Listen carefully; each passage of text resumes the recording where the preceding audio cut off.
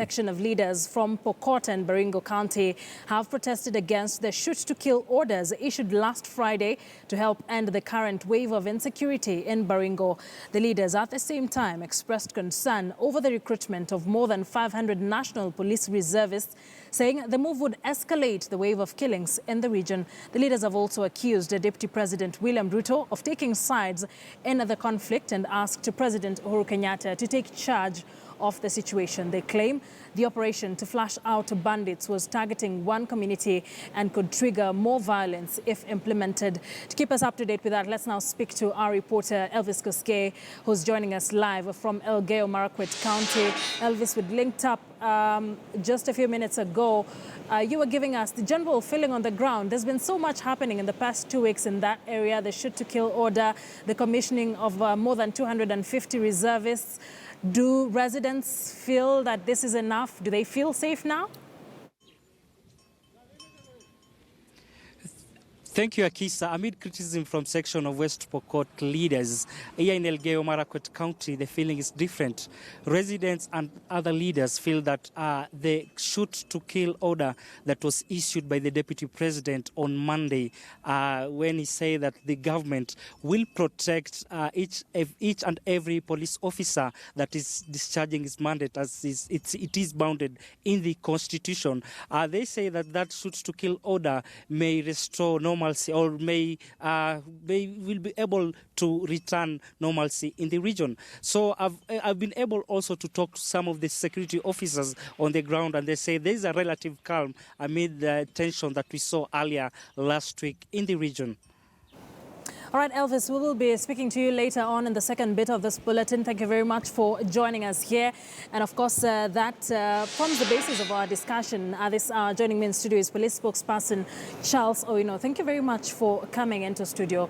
You might perhaps want to start with addressing some of the concerns raised by the West Pokot leaders. One is a shoot-to-kill order and the commissioning of 250 reservists. They say that your arming reservists were not well trained. Thank you so much. The first important thing is that we cannot encourage lawlessness in the country. We have a purpose to be there, especially as the police.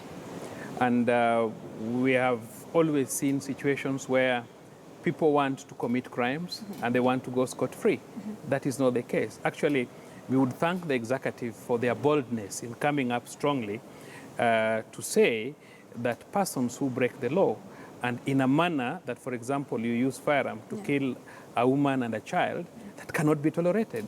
So it does not matter where that instruction has come from, who has said it, and at what time. This is something that should be said by any other Kenyan, including an MCA in that particular region, that the police have a duty to protect the common mwananchi. Remember, in some of these regions, people rely on 1 or 2 cows to feed their families, to get milk, to get blood, and feed their families. You come with your firearms, you steal, you kill people. That cannot be tolerated. It should be a thing of the past. And remember, we've lost very many people in those regions out of cattle rustling. Very, very primitive and backward way of doing things. It cannot be tolerated. But will you be abiding by this? And the Deputy President, should this order really be coming from him?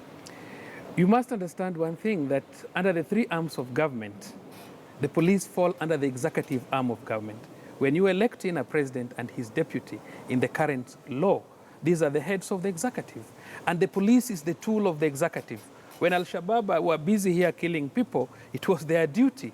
They would be indicted if they don't follow up with police. Yes, the deputy president can make a statement which would also be political in one way or another, but I take it as the head of executive, being a deputy president, he has a right to come up and say, if you commit a crime that demands that firearm be used, let it be so. That shows that he's bold, he's a citizen, and he's even ready to sacrifice his position for the sake of the common mwananchi. So the police will be abiding. Because what is happening is the deputy president did not have time to sugarcoat a wrong thing. And that is why he said that. That shows he's bold enough to say enough is enough. If somebody is going to commit such kind of atrocities, then it's necessary that the police take action. So they will be abiding by this order? We will abide by the law, not just an order. That was his statement as a deputy president of the nation. And people must respect the executive and people must respect law. Our duty, we are the tool of the executive. We have a duty to protect you even where you are at the studio. If today you are bombed here, you will blame the executive for not taking any action. So there's nothing wrong with the Deputy President saying that if you break the law, then police should take action. He's simply reminding police, he's not even addressing the public, he's simply reminding police that don't sit back fearing anything if you are acting within the law. He has not told us to kill anybody arbitrarily. Yeah. He has said if you break the law, and I can tell you, if you carry a firearm without authority and you want to kill a citizen or any other person in this country, you can be sure that we will invoke the law. And you know what it means. The situation there is very complex. Is this not going to escalate the violence? Are you confident that this is the way to go to calm the wave of attacks that we've been seeing? The issue is not pleading with people. The issue is you must follow the law. It cannot be allowed. This is not the time you go killing women, children, stealing livestock and using firearm. Yes, it can't happen. Leaders from West Pokot are concerned that you're arming police. The police reservists are not well trained, but they're being armed. About 600 firearms given in the past. They have not raised this before when we are arming them. We have armed the Pokot, the reservists, against the Toposos, against the Karamojongs who come to invade the border.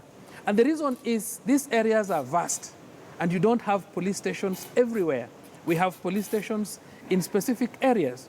And police reservists are recruited in order to give support to the police. Because when people are in their manyatas or in villages, some areas, the police are as far as 10, 15 kilometers. So we must arm reservists to protect our people. We were not arming them to fight against fellow Kenyans. We were arming them to fight raiders who are coming from across border.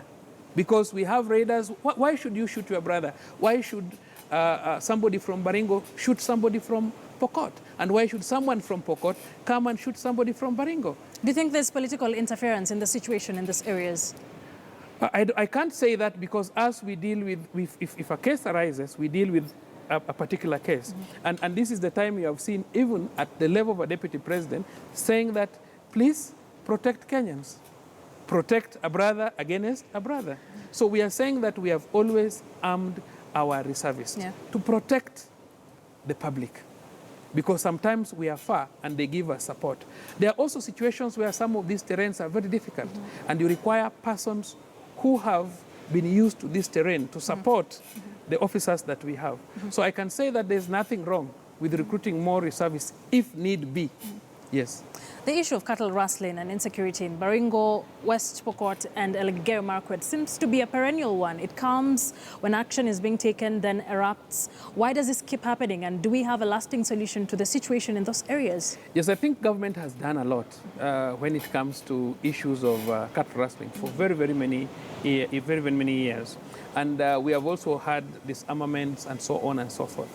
And the situation is not as bad as it used to be before. But we must also come back and say what happened in this particular case. What happened, you remember, a sitting MCA and an aspirant was killed. Yes. And when they were killed, then the reaction was spontaneous. And you find that because they were killed in Marigat, the persons who killed them must have been people who are very intelligent, and they would know if we kill these people in a region which is not their region, then maybe it would bring in a different kind of story. But that is for the investigators to come up and tell us exactly who killed these leaders. But the question is, somebody took advantage of what happened to cause mayhem in this particular place. I don't think initially it was a cattle rustling factor. It is something that was elicited by the deaths of these two leaders. So would you say the situation is calm now? We've seen the Deputy President has been there twice, the recruitment of more than 250 reservists. How is the situation there right now? The situation has actually improved, apart from the killing of the chief that had taken place, contrary to what we have seen in the papers, that immediately the Deputy President left, there was a raid of animals. It is not true, but we know our chief was killed. And I think all Kenyans should come up in support of protecting the lives of other citizens. We should not be people that would just take things for granted, and would request our brothers on either side, Pokot or Baringo. Like, for example, East Pokot is in Baringo. So we would humbly request our brothers to ensure that there's peace in those regions. Remember, we are just going for elections, and we don't want ethnic tensions. But the political leaders must support good causes.